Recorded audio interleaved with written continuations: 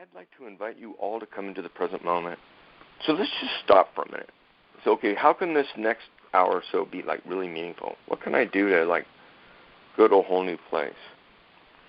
And I want to spend this next hour doing a purification with you.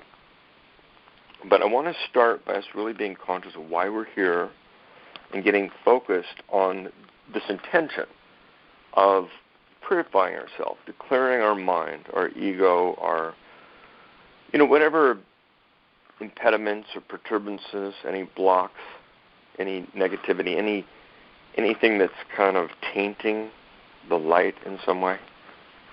Are you up for that? And I'm not trying to tell you how to think or believe. I'm just going to give you like a process to go through. You can kind of scan this physicality, this mind-body computer that you call you, and say, okay, well, how is it working for me? And is there a way I can make it better? Presumably, we can all get better. I can. So together, we'll support each other in purifying our minds so that we can be, better vehicles for God to use us to bring more light into this world.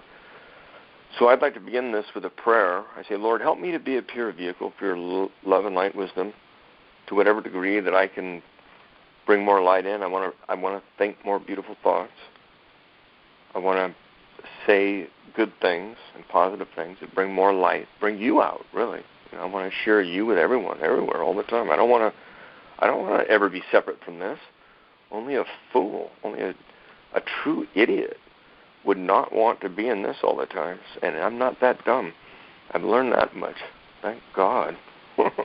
Thank God to know God. So everyone take a deep breath and just open your heart and say, I'm open to receive. Because really that's the key.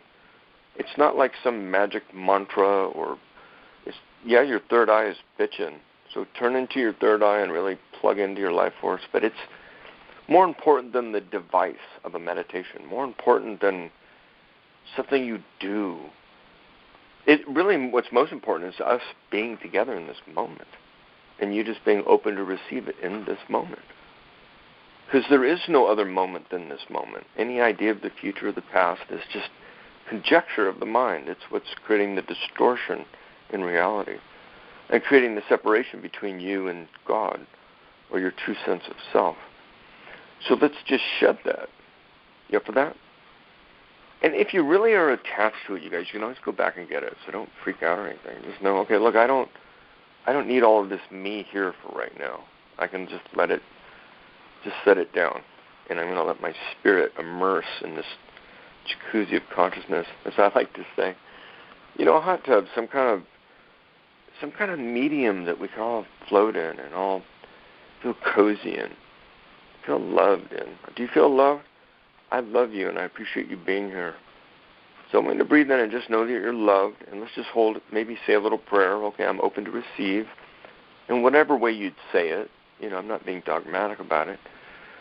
But I think it's important that we understand there is a greater power, there is a greater awareness that we are all a part of, in fact. And that we are cognizant of it and that we are willfully making a space in this time that we have together to avail ourselves to it, to simply be open to feeling it. So first, you already have it. You already are it. You don't need me or any other guru or any other teaching or any other thing, because what we're seeking is already within us, isn't it?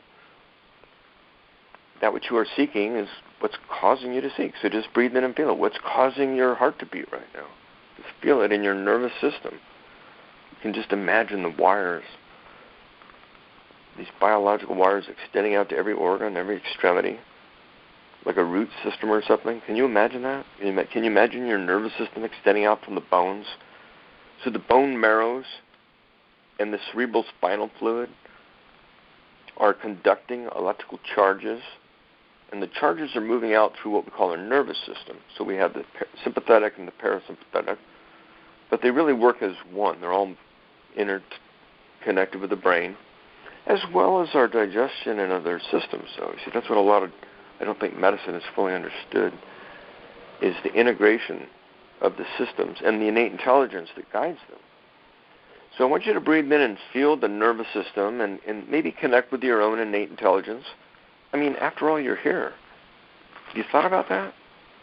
You're actually sitting here in this moment as you listen to me, consciously evolving your consciousness. You are not only aware that there is a higher awareness or a higher consciousness, that you can evolve yourself, purify yourself, move into a higher level, become more enlightened, we'll say. Something to this degree, whatever way we're assigning it. But now you're not only understanding it conceptually, where most of the world is kind of either in ignorance of it or is only vaguely aware of it or thinks they've already found it and are in another state of illusion. But I invite you to breathe into the living presence right now, what's hearing me, for the same force that has guided me to speak is guiding you to listen. Guided me to be here, it guided you to be here. Whenever you're here, and in this moment of listening, we're connected in spirit. You see, there's a spirit that you and I are all connected to. Just like there's a life force coming into me, it's coming into you, and every other living being, every other life form, in fact, not only on this planet, but on every planet in the universe. So let's just take a moment to plug into it. Just breathe into it. Feel it in your nervous system. So that's a real visceral thing we can do. We can make a fist and then release that grip and think, okay, I just shot energy through my nerves to make the contraction, right? There's electricity running in my body. Just imagine all this electricity up and down your legs and arms and spine and through your head. You're thinking, click, click, click. Energy's flowing through neurons in your brain. It's almost like lightning going off. You see these like charges, and sometimes they'll branch out in different directions. So I say duck, boom. Your mind thinks of ducks you've seen. Might be an actual living duck, a picture of a duck, a cartoon of a duck, Donald Duck. Hopefully not, but maybe even a taste of a duck, or the feel of a duck, the sound of a duck. So each one of these imprints is kind of like one of those lightning bolts going off into a different region of your brain, but they're all tied together, forming kind of a matrix or 3D hologram that is creating a sense of reality in your mind. It's a projected reality, but in fact everything you're seeing is a projected reality, and that's part of what we're having to realize, is that we've been projecting a false sense of reality, and that's creating this sense of illusion. It's creating a sense of pain and suffering or discord. So the more we get realigned, the more we get connected, the more we get in, have our antennas receiving clearly, then the more we're going to receive. So feel it in your nervous system, feel it in your chi. There are rivers of a low resistance, high conductivity that help the biomagnetism move into the cell structures. It's called chi. We can go more on that later. You can think of the actual electromagnetic fields, the negative pole at your tailbone, the positive charge at your crown, and that there are these electromagnetic fields and a toroidal field coming up the center of your spine through the endocrine glands, the chakras, moving through different centers. And sometimes as I think most of you have learned, as you've gone through the self-realization course and so forth, we have a better understanding of what chakras are and how we can feel these subtle energies in our body and also move them, help them move. So if there's any blocked energy, it can open up and flow. So take a deep breath into your belly, and if there's any emotions or anything you've been holding on to, why not just let it go right now? Let's take this moment to let go and give it to God. Let a higher power take over. And then just open your heart. Be open to receive love. So it's in your nervous system, it's in your chi, it's in electromagnetic fields. As you inhale, you're breathing in the prana from the air. So you feel more energy when you take a deep breath, don't you? Take a deep breath. Expand your belly and really soak it up, and just absorb and feel the prana. It's like, oh, yeah. As you breathe out, you can just make that primordial sound, ah, like you were stepping into a hot tub. And breathing out through the navel center, the ah sound. And now move up into your heart. I invite you to breathe into the heart. Take a deep breath into your heart. Just feel your heart expanding. In fact, why don't you bring your hands up and let me send you some love too. Can I do that? Can I share some love with you? So like an orchestra conductor, kind of guiding an orchestra, each of you are your own instrument, and I want us to create some spiritual harmonies together. Just play along with me, okay? Just let's find these notes that we can get high on and just ride the current of love. breathe into the current of love. It's all about love, man. Open your heart. Keep opening and opening and opening. Once you think you've opened it as much as you can open it some more. And if you don't think you can open it more, just say, God, help me, and He will. So keep opening, and as you breathe out, you just let go, let go, let go, let go, let go. Again, inhaling and opening.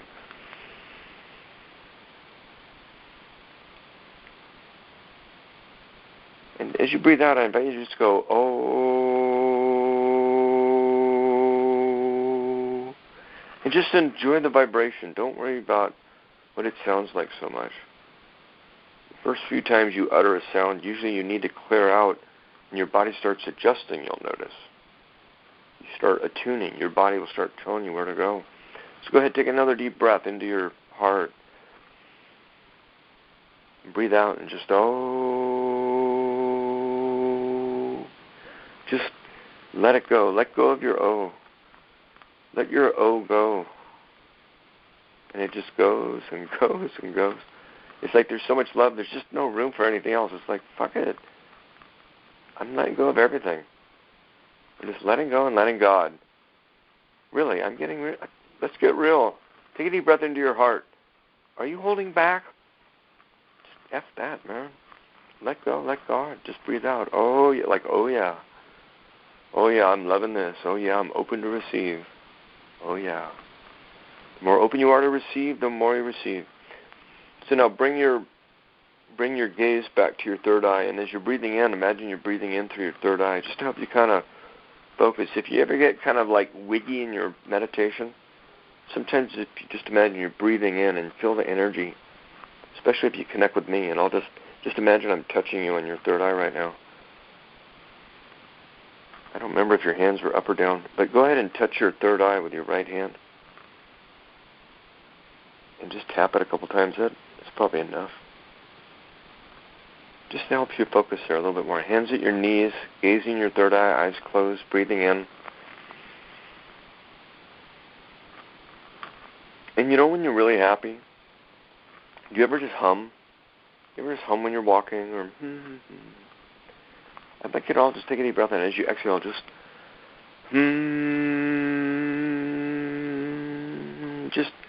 just allow like a buzzing in your head. Just allow your head to buzz. And as I'm speaking to you, feel the energy coming into your head, and feel your whole head buzzing right now. Matter of fact, feel your entire head glowing in a golden white light. Feel your whole body glowing in a golden white light. Hands at your knees, but breathe in and just feel your heart and your body absorbing. You don't need to do anything. It's all happening effortlessly. Everything's easy, effortless, and enjoyable.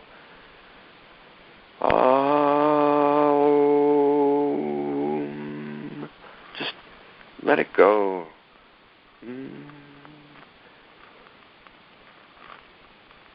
Let go and let God. So I'd like you to just sit in peace for a minute. Think, okay, I don't really be having to do anything. I don't even have to be guided every second of every moment. I can just sit. Just sit for a moment. Be aware.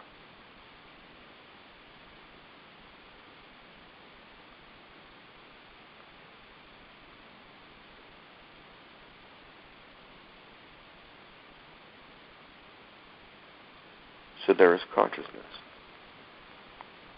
And there's consciousness whether you're thinking or not. There's consciousness whether there's a body or not. And as soon as you think, or as soon as there's a sense, or there's something physical that occurs, energy moving, say, from one neuron to another, your consciousness follows the energy. So then your consciousness begins to move in a linear fashion. It's contracted into a linear sense. From literally a chemical and electrical charge. You've got potassium, you've got calcium, you've got these places where the axons connect. They're called synapses that are conducting electrical impulses, just like through the wires that go through your house and into your appliance, you know. So just imagine your head as you're hearing the sound. And it's okay that your head can hear sound. Just sit back from your head and observe your head observing sound, and that you're processing the sound. You don't really have to think about it. You understand the meaning of the words, and it all comes together without much thought. But you can sit back and observe yourself thinking. So think about that. And there's your power. I want you to cultivate that. You can practice that throughout the day. And if you find, hey, what's going on? I'm not in that state as much as I used to be, or as much today, or in the last 5 minutes, or whatever. Make sure you write down what's been going on. Like, catch it. Say, okay, well, what's going on? I've always suggested for all my students that they keep a journal. And that they just observe, okay, what are the who, what, when, where, whys, and hows. And you kind of are accountable to whatever's setting you off. So you are aware of what you're being tested in. You see everything as a test. Okay, if I'm getting angry or frustrated or, going through some state that isn't bliss, since bliss is my natural state when I'm just connected with God, it's just my brain doing something. So everyone take a deep breath and just remind your own brain, when I'm off, it's simply that my brain is doing something that is creating a vibration that is discordant with the peace. All I got to do is rearrange the way my brain is acting, just redirect the neurons. Think about that. Sounds like such a simple thing, like, oh, yeah, okay. But how many people actually do that? I want to give you some credit for your ability to do that. I want you to see that there is this phenomenal guiding influence within your own being. So I'm not just speaking to your brain anymore. You see, it's my soul is touching your soul. My soul is talking to your soul. Your brain is half asleep as you go into these deeper states. So first I want you to feel loved. And I want you to feel good about the fact that you're awakening and enlightening. And that it feels good to kind of create more space for love in your life. Are you open to that? I don't want you to just believe it because I say it. My job isn't to give you new things I want you to believe. My job is to help you become more conscious of whatever it is going on in your own head. Because I love you, and I found that it helps when people become more conscious of what might make them go unconscious. So I'd like to take a Zen approach with you. One of the great teachers of the world was Buddha. So at first, let's come back into the jacuzzi and chill out and have fun. We can let our meditation be an active one, even though you're just sitting with your eyes closed, gazing at your third eye, and you're listening to the sound of my voice, which is getting a vibration going in your body. Do you feel the vibration? Go into the sensation. Because really all my talking, as far as I'm concerned, is just to send you energy. So go into the energy right now. Take a deep breath. Breathe into your belly. Say, okay, I want to... a cleansing breath, and as I'm breathing out, I'm going to ask my own brain, would you like to learn some tools and go through a process that will make you feel better, that would actually, look at things that sometimes create some negativity in our life. Is it worth taking a look? And just ask your mind. And I ask you to ask your mind so that your mind is really on board with it. So take a deep breath and just see if you can get excited about the idea of retuning your brain, purifying your mind. And the way I look at it is becoming a greater vehicle for my own indwelling spirit to shine forth and guide me. So this is maybe a prayer or an affirmation. If you'd like, you could join me. And I'm going to take a deep breath. I just say, Lord, help me, help this body, this vehicle, the egoic sense of Stephen that I have. It's there, the Guruji or whatever my brain is, identifying with it under the circumstances. But none of it is anything except whatever my brain makes it to be. It's not anything. It's just neurons and their configuration.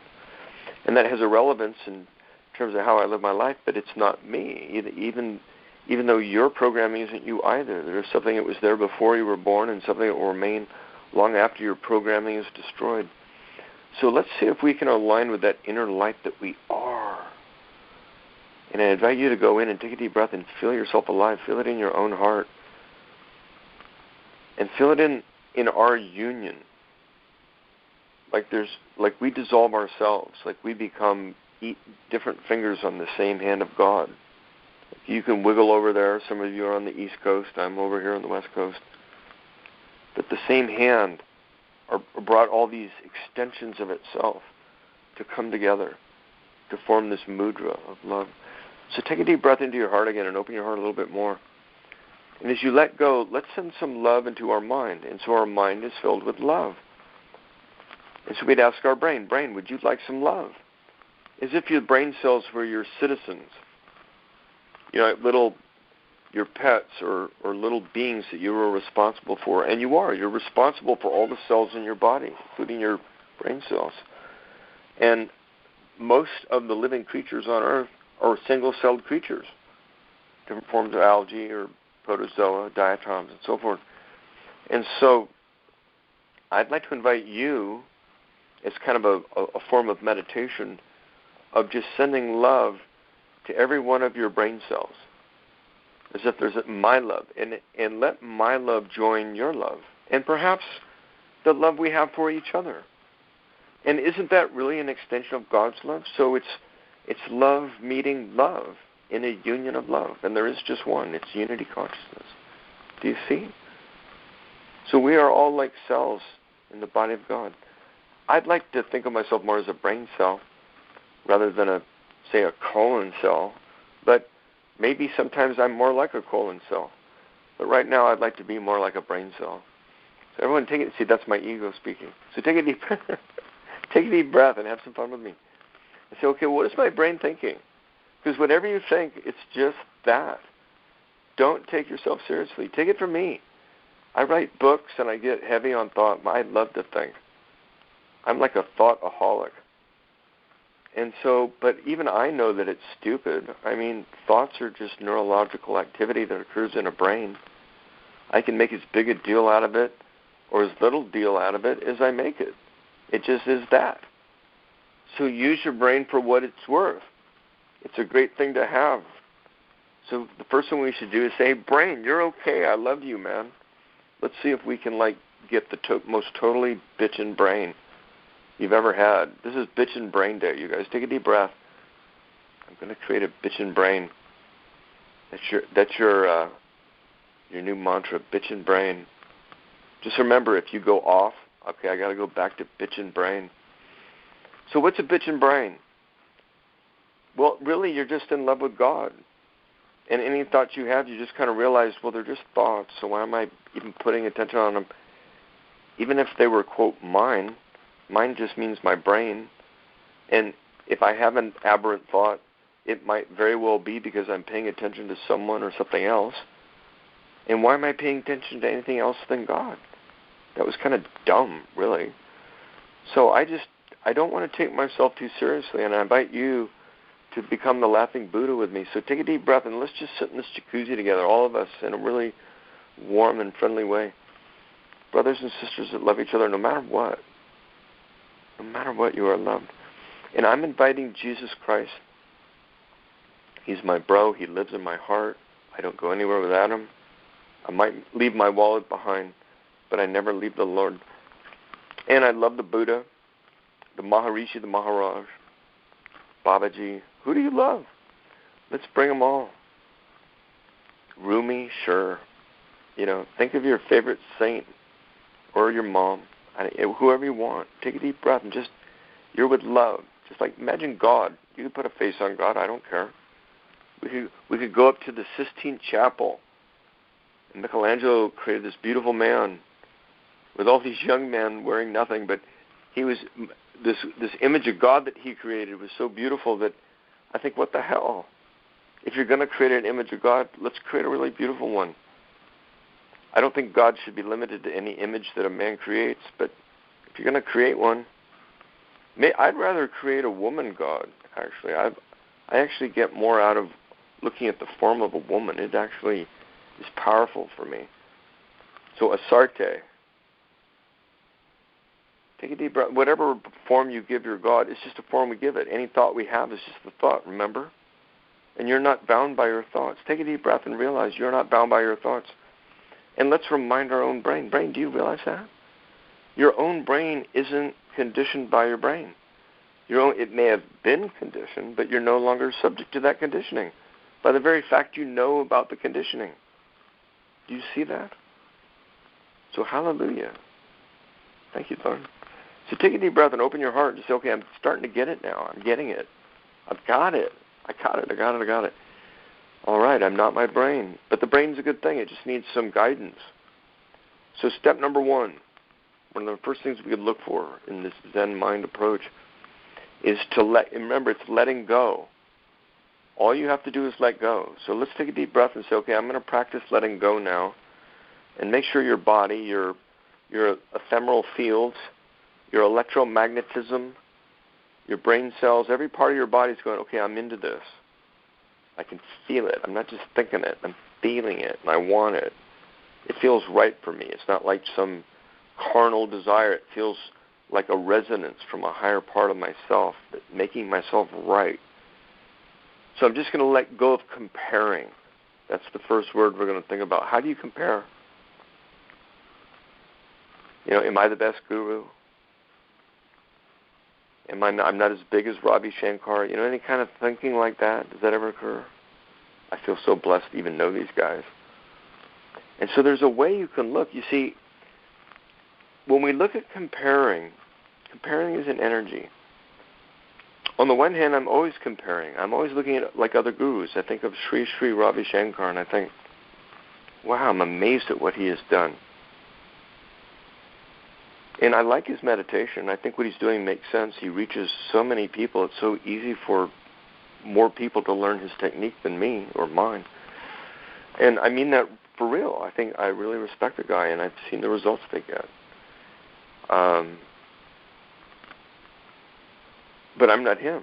I couldn't do what he does. Or I could try it, but I wouldn't be nearly as good at being him as he is. But I'm great at being me. I'm not for everyone. I know that. I have a hard time with me. But it works for some people, and you're here listening, so I'll keep letting God use me as best I can. So you compare.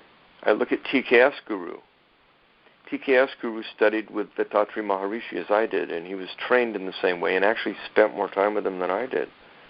He ended up becoming the guru of the main ashram in South India. And he's the one I interviewed in my movie, Enlightenment Now. It talks about the chakras with the short hair. It's a beautiful man. So for me, I look at him and I think, well, there's so many ways I'd like to be like him.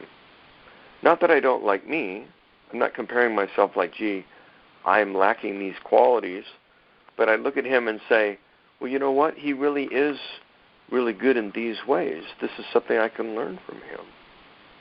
And from the Hindu culture sometimes. I just go over there. It's a teacher for me. And I do learn something from him. And I've asked him. I asked, what can you teach me? And he's been very beautiful with me. I gave satsang in his class. So what's beautiful is when you find God, you don't need to be like the one. You know what I mean? Yeah. And so you want to look at that within yourself. Well, why am I comparing myself with someone else? And you might look at your yoga. You say, well, gosh, when I look at the Bikram yoga people in their yoga contest, I can't believe the beautiful asanas they get into. Or I'd look at what Iyengar would do. And there's still postures that he did that I'd never been able to get into. And I made a point to learn all the major yoga asanas in the Yoga Sutras. But so what?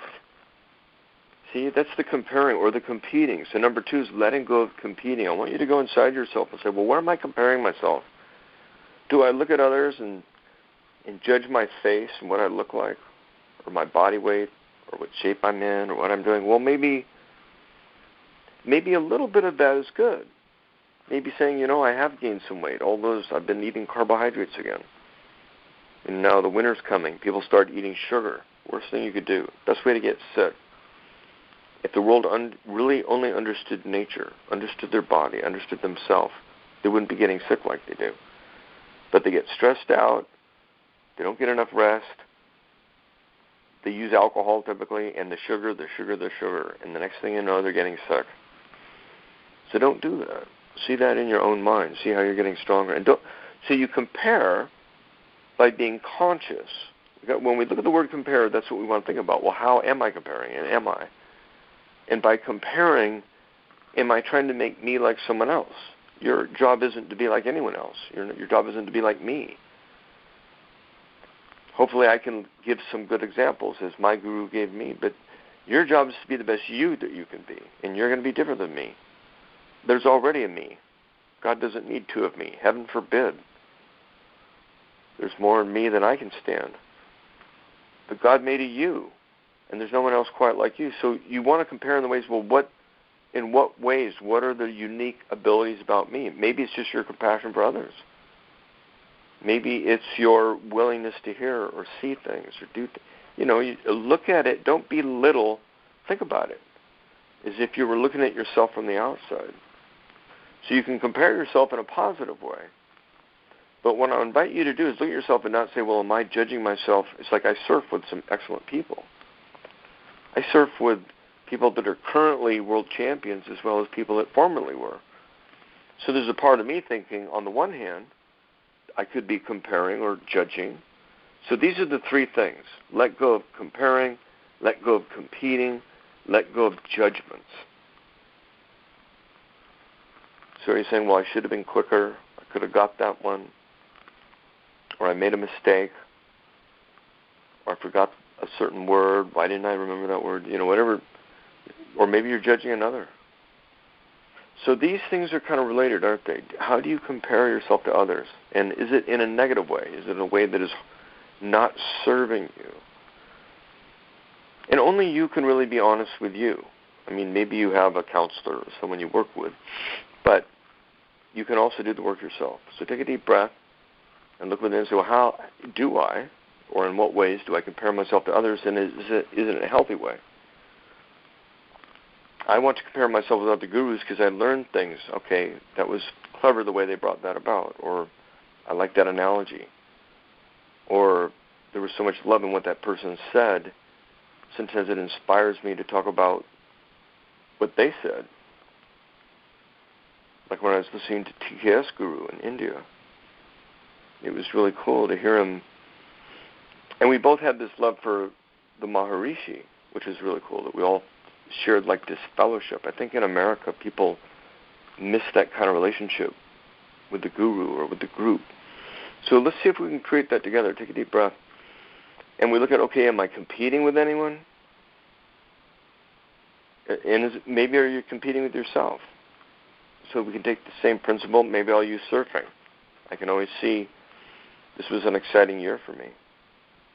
I was riding double overhead waves with legends of surfing.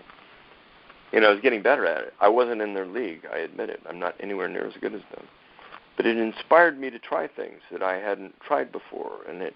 So by competing in that way, by seeing an opportunity to better myself, to push myself, it was helpful. By looking at myself and saying, well, why can't I surf like John Peck?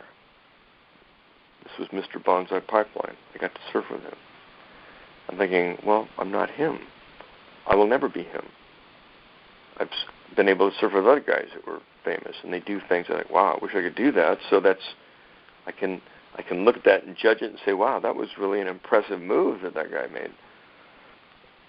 And maybe I can't do that, but I can get better at my S-turn. I can get better at rolling off the wave or just enjoying it. To me, it's not what I look like to others or what I look like even to my own mind. It's, isn't it cool to connect with God, to connect with nature through the power, the movement of this energy, through the medium of hydrogen, and to be one with that energy and to move with it and dance with it and play with it. And that's what I want to do with you. So bring up your hands again, and we'll just move with some energy. We'll kind of surf the cosmic energy together. How do you like that? Cowabunga, baby. Everyone take a deep breath and draw the energy down your arms into your heart. Just come with me. Come for a ride. Let's go for a wild ride, man. So we don't have to compare. You don't have to, am I having as much fun as Stephen? It's not like that. It's, are you enjoying the present moment? Just let go of everything that might keep you from this. And just observe what you're feeling. Let the energy soak into you. No comparing, no competing, no judgments. Not of yourself, not of others. Everyone's just being what they got to be, man. Who cares what you think anyway? Who cares what I think? You know what I mean? And it's not that I can't say something worth listening to. It's like If anybody's being judgmental, that's their thing. Don't get caught up in their judgmentalness. And I think that's what the Zen approach is looking at how our own way of thinking can become a thing. So breathe in and just say, hey, there's no thing. My brain has no thing. And no worries, no hurries, no problems. So now bring your hands back down, roll your eyes up. No comparing, no competing, no judgments. What does that feel like? Practice feeling it. Just imagine it so. Even if in your mind you think, well, I have a judgment way back there somewhere, and my brain may not have let it go. Don't worry about it. Who cares if your brain even had the thought? So what? When it becomes insignificant to you, whether you thought it at some time in your past won't matter. Who cares what you think?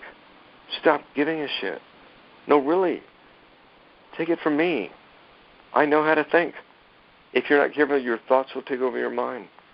So everyone breathe in and go, I don't give a shit what I think. And if you want to care later on, fine. But for right now, just try not caring, okay? Just breathe into your heart and tell your brain, I give you permission to just let go. I don't care what you think. I don't care what I think. Thinking doesn't matter right now. And your brain can kind of go, oh, okay. The other thing we can let go of is anger. A sage once said, it's in the Tao. I may not translate it so well. But the essence of it is anger is how we punish ourselves for how we judge how other people are acting or thinking. So we judge another person and that makes us angry. Maybe we're judging our brain, the other person, the other part of the self that we've identified with. So we're angry with ourselves for what we did or said. Now, on the one hand, we can take that same idea as a Christian might say, well, or a Jew, could take it biblically and say, well, you know what? We don't want to just walk away from the shit we created in our life. We need to be accountable for how we behave. So there might be a sense of penance, or a sense of at least being honest with yourself and saying, yeah, I really didn't treat that other person very well or as nice as I should have. Maybe I didn't treat them the way that I wished I would have been treated. All right. It's good you got that. That's a part of your learning. Use that emotion. See, all your emotions aren't bad per se. Emotions are your teachers. Your emotions are pointing out whatever you need to see. Whatever there is you need to learn. Your life will create circumstances it'll reflect it back to you, like a movie projector, like looking in the mirror. It's like, hey, buddy, here it is. That's why I ask you to take time every day to stop and do some introspection and write in your journal and say, have I compared? Have I competed? Have I made judgments? Have I been angry? And about what? So why am I going to punish myself? Does your feeling angry about someone else help them? Does it hurt them? And if you're doing something to try and hurt them, then you're the asshole. Maybe you don't need to say anything. Or take responsibility for what you made it to be. Huh? See, people don't want to do that. It's easier just to get angry at someone.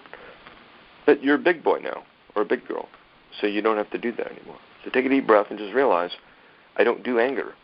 Anger doesn't serve me anymore. And if I see it come up, it's like, oh, okay, I'm started to trigger my anger mode. Don't really need that. Maybe something comes up that pisses you off, and someone really did say something they don't need to say it. So you got to use your anger and say, hey, you know what? Let me first get in control of my mood, and then point out to this person, the things you're saying aren't appropriate. Whatever you're saying, I don't want to hear it, or I don't like where you're coming from when you say it. So maybe it's time for us to take some time apart. Or maybe would you like a hug? That's my favorite approach. That's what I used in my family. I just hugged whoever it was angry. I learned as a kid, if I hug them, if I just grabbed her, when I was a little boy, if I just grabbed my mother's leg, she couldn't stay angry with me. So in a way, you can hug the person. You may not grab their leg, but you can grab their heart by caring about them and realizing you've been like that too probably at one time in your life, you see? So by putting this awareness into your emotions, you transcend them. So just don't be angry, or just see anger as your teacher. Okay, there's no point in me holding on to this. That person's just doing what they're doing because of whatever I think. And if I'm making a big deal of what judgment I'm making about what they said or did, then that's my problem. Maybe you should explain how you're feeling, but take responsibility that you made it out the way you did. See what I'm saying? The other one is regrets. Everyone breathe in. Is there something you regret? I can go out back in my past and absolutely see times in my life that were life-changing and say, I wish I hadn't met that person or this or that or the other thing hadn't happened. But that's really kind of a dumb thing to say. That's kind of like going to the casino and then someone dealing you a hand of cards and saying, gee, I didn't get a flush. Or imagine you were at some magical casino or you're at your friend's house and every time they dealt you some cards, oh, look, I got a straight flush, and you won every hand you got. For 2 hours, you just won every single hand. Is that a fun game? No. Where you really grow, and I'm not suggesting you play poker, but my point is you get handed a different series of events in your life, and what you do with them is what makes you who you are. It's what helps you learn and grow and evolve, so use that. Don't regret it. See it, okay, I learned something from that. What did you learn? Be grateful for it. And let go of any other resentment that there might be around it. Let go, and it might be you. You might be resenting you. I can think of a lot of times where I could have acted different. Maybe I should have. I think of times, well, in the future, I'll think about it a little bit more. Look at worrying. What do you worry about? Oh, my God. It looks like there's a one-world government forming. Everyone's getting jabbed with a poison. It's like, it's almost surrealistic when you look at it from one perspective. But when you look at it from yourself, as Shiva does, as the collective consciousness itself, you realize that it's just another play of consciousness. It's as much as an illusion as any other thing you think. And so, or what anyone else thinks for that matter. Everything is a play of consciousness. That's all it is. And it's temporal, fleeting, and not ultimately real. And then your reaction to, or your relationship, whatever is out there occurring, creates another, what you call reality.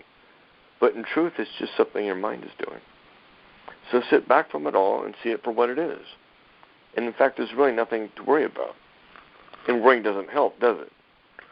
On the other hand, being oblivious or just pretending you don't see it or choosing not to see that there is a clear and present danger is foolishness. So you don't want to worry. I don't worry about COVID. But as you see, I'm very active in getting the latest data and conveying information that might help someone live a better life because many people are suffering as a direct result of taking that vaccination as the data appears. That's not so much my opinion as an ingathering from doctors that have taken an independent look at it. And so there's no point in worrying about it, but there is a point in being aware of it. So take a deep breath. And the other point is blame. We can point fingers at Dr. Fauci, or or Bill Gates, or some other member of our family or friends who is in a political party we don't like, or said something we don't like, or is a part of something we don't like, or maybe we were a part of something we don't like. Maybe we blame ourselves for not getting it quicker. Maybe we got the vaccination, and now we're feeling guilty about it. That's the other thing. Are we feeling guilty? Does that help you? Does that help anyone? And is it even real? Do you realize it's not real? Blame and guilt aren't even real? And yet so many people, their lives are inhibited because there's some kind of guilt, or they blame themselves. And then the other thing that's topping it all is fear. And the whole point of the mass media consciousness is to put people in fear. The whole purpose of the COVID pandemic, them making what is in fact just a virus become this blown out of proportion event, causing quarantines and trying to force people to receive chemicals and become genetically modified organisms? That's radical. And people aren't even looking at what's in it. Do you know there's potassium chloride? Do you know there's graphene oxide? Do you know these things are making people sick? That blood clotting isn't just with a few people. It's coming up a lot. Strokes, miscarriages, that's not me. That's official governing data. It's not conspiracy theorists. Go to CDC, go to VAERS. So, do we live in fear? No. But we become wise. We know there's people, it's kind of like when you go out, you know, okay, there's people that might steal your wallet or try and rape you or kill you. There are places you shouldn't go. Or if you get into a certain situation, you should be more mindful and be cautious and allow the divine to guide you. So everyone take a deep breath and know that you're protected and guided by the divine in all your activities, day and night. Matter of fact, go ahead and bring your right hand up. So say, I'm letting go of my comparing. Say it to yourself. I'm letting go of my comparing. Repeat after me. I'm letting go of my competing. And you can add to, change, or modify what I'm saying. I'm letting go of my judgments. I'm letting go of my anger. I'm letting go of my regrets. I'm letting go of my worrying. I'm letting go of my blame. I'm letting go of my guilt. And I'm letting go of my fear. Now bring your hand up and bring it over your head. And slowly bring your palm down till it touches your hair. And feel the energy moving into your crown. And just know you're protected and guided by the divine in all your activities, day and night, in all places. You are protected and guided by the divine in all your activities, day and night, in all places. Feel it? Now say to yourself, I am protected and guided by the divine in all my activities, day and night, in all places. Bring your hand back down. And just observe the feeling at the top of your head.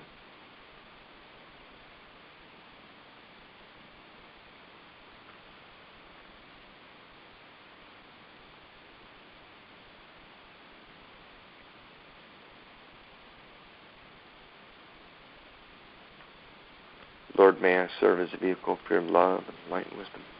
Just take a deep breath.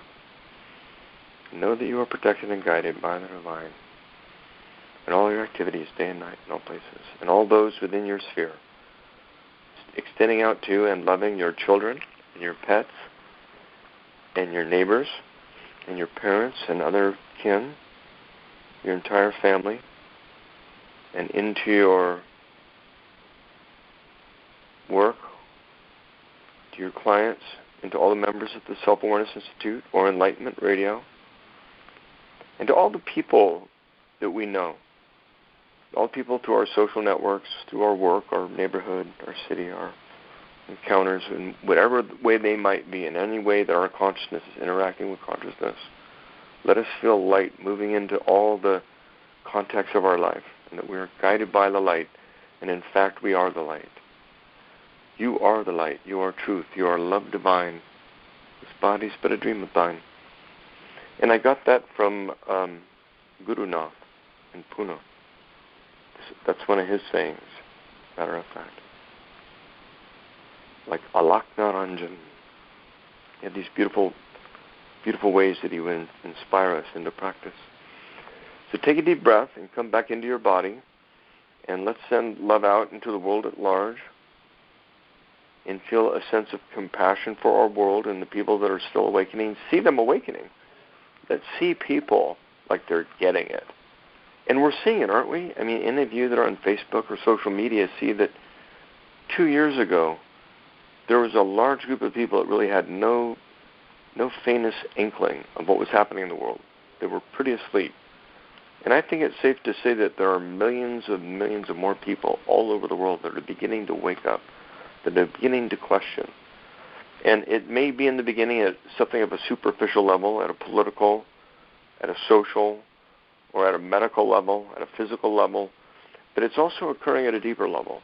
It's occurring at a psychological level, at a sociological level, and at a spiritual level. There's an awakening of consciousness. Their questioning is bringing the truth forward.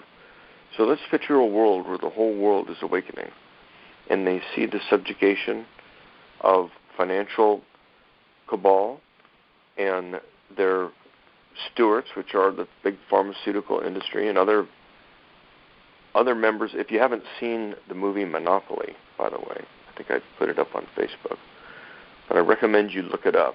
It's really good. Somebody went through and showed through the institutional ownerships, funds that own other funds and other companies, that in essence a handful of people essentially control all the corporations and all the resources of the world.